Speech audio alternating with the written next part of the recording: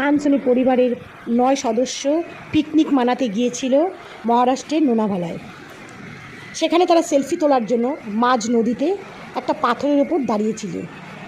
কয়েক মুহূর্তের মধ্যেই ওখানে নেমে এলো হারকাবান। তাদের চোখের সামনে তারা দেখতে পেল প্রচুর জলের স্রোত।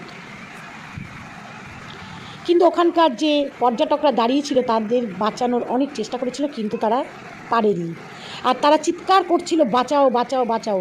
সেই শব্দটা এখনও যেন আমাদের কানে ভেসে আসছে। তারা একে অপরকে আঁকড়ে ধরে অনেকক্ষণ দাঁড়িয়েছিল, কিন্তু তারা আর সেখানে এতটাই জলের যে স্রোত, তারা আর সেখানে দাঁড়িয়ে থাকতে পারল না, একে একে ভেসে চলে যাচ্ছিল। তারা যখন সেলফি তোলার জন্য গিয়েছিল তারা কতটা আনন্দে ছিল, আর সেই মুহূর্তের মধ্যে তাদের চোখের সামনে নেমে আসলো সেই ভয়ঙ্কর দৃশ্য।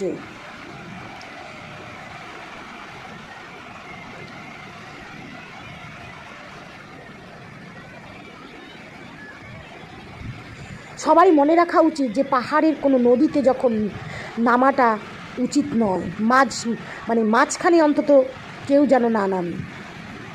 যখন তখন পাহাড়ের নদীতে হারকাবান নেমে আসে, এটাই বোঝা উচিত সব মানুষের।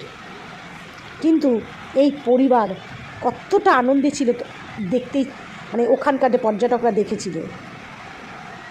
তারপর তাদের সামনে সেই ভয়ঙ্কর দৃশ্য তাদের চোখের সামনে চলে এলো।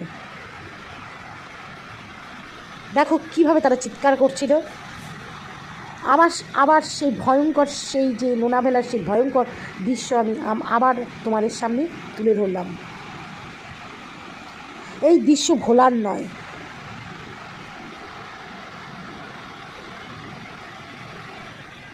হে ভগবান, তুমি কি করলে এদেরকে? দেখো জলের স্রোত ধীরে ধীরে ধীরে ধীরে কতটা বেড়ে গেছে।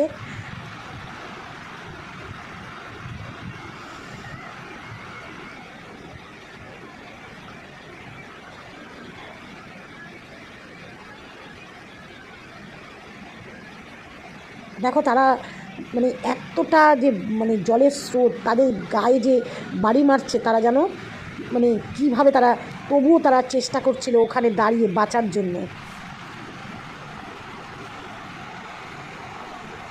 তোমাদের সবাইকে এই ভিডিওটা দেখার তোমার অনুরোধ রইল।